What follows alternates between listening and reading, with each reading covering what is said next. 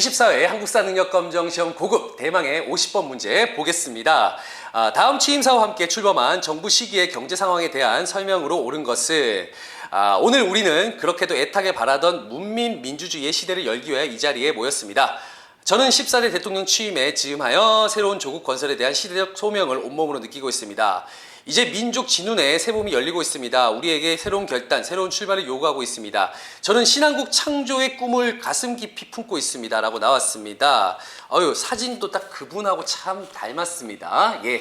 자, 어느 정부 시기의 모습이냐? 여러분들 여기서 이제 사실 키워드를 찾기가 상당히 힘듭니다. 예. 하지만 찾아내실 수가 있습니다. 아주 작게 있죠? 예. 바로 이제 문민민주주의. 자, 바로 문민정부 시기라고 보시면 되겠습니다. 문민정부. 자, 문민정부라고 하면요. 이전과 군사 정권 때와는 좀 약간 다르다라는 의미로서 이제 문민정부라는 어떤 칭호를 썼습니다. 이게 어느 정부냐면요. 바로 김영삼 정부 때입니다. 바로 이 김영삼 정부가 이제 전두환 정부, 그 다음에 노태우 정부 때와는 어떤 다른 어떤 새로운 신한국 창조를 위해서 이제 앞서 나아가겠다라는 의지를 가지고 대통령에 취임을 하게 되었죠. 바로 이 김영삼 정부 때의 모습을 여러분들이 보기에서 찾아내시기 바랍니다. 자, 그런데 김영삼 정부 때, 예, 나름대로 이제, 김영삼 정부는요, 어찌 보면 참, 많은 일을 해냈습니다. 예, 많은 또 업적을 남겼는데, 어찌 보면 또 말년이 안 좋아요, 말년이. 예, 우리가 말년이 편해야 된다라고 하는데, 잘 하다가 말년에 이제 어떤 좀 삐걱대는 그런 모습을 보입니다. 자, 그 내용을 한번 칠판을 통해서 한번 정리를 하면서 예, 제가 마무리하도록 하겠습니다. 자, 김영삼 정부.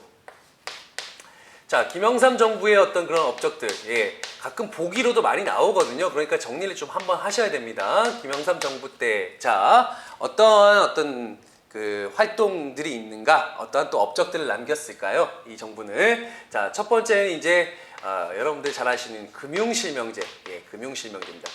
이제 금융에서도 모든 계좌를 다 실명으로 한다라고 하는 금융실명제를 또 이게 발표하게 됩니다. 이와 동시에요. 우리가 흔히 지금 이제 뭐 완전히 자리 잡은 지방자치제가, 예, 지방자치제가 또 실시가 됩니다. 자, 이러한 어떤 기본적인 어떤 또 개혁을 또 실시했었고요. 이와 동시에 이제 역사 바로 세우기. 예, 역사 바로 세우기가. 자, 역사 바로 세우기 사업에는요. 자, 어떠한 역사 바로 세우기 사업이 있었냐? 일단은 우리가 흔히 1980년 광주 민주화 항쟁의 어떤 주범이라고 할 수 있는 전두환, 예,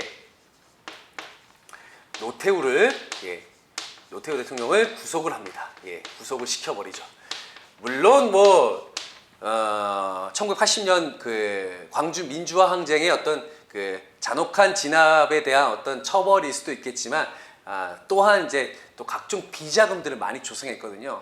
예, 특히 전두환, 예, 지금도 막 그 추징금이라 그러고 엄청나게 지금 예, 매일같이 뉴스에 나온 적도 많았지 않습니까? 전두환. 예, 노태우 대통령 최근에 그 비자금들, 추징금을 다 이제 완납을 했죠. 예, 완납을 하기 잘한 건 아니죠. 처음부터 그러지 말았어야지. 비자금을 모으지 말았어야죠. 예, 또한 뭐 옛 조선 총독부 건물을 예, 이때 철거합니다. 1995년도에 철거를 하게 됩니다.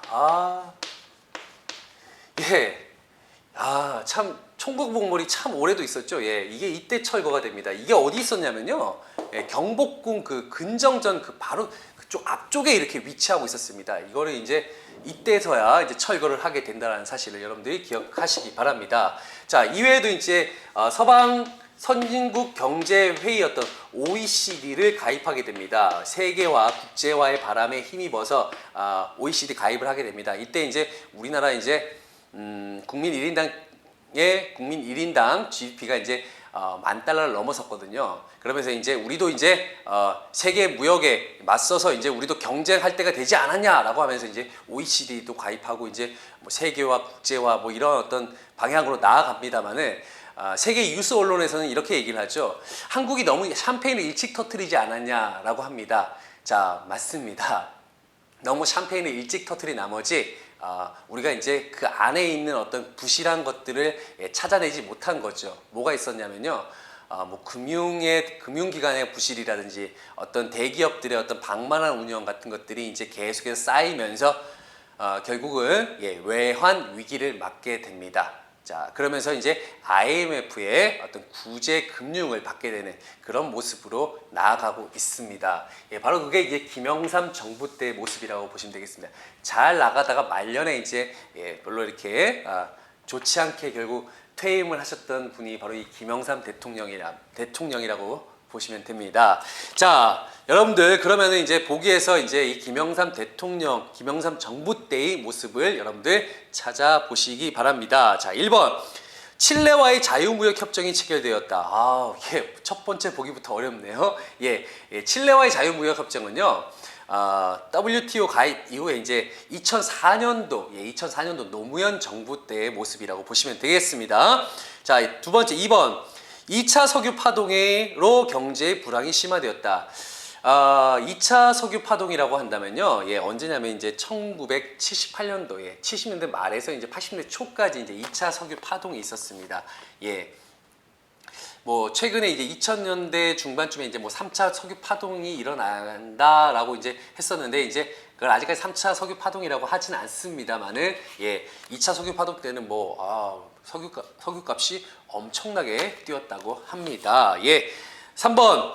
대통령 긴급 명령으로 금융실명제가 실시되었다. 맞지요? 바로 이게 김영삼 정부 때의 모습이라고 보시면 되겠습니다. 4번.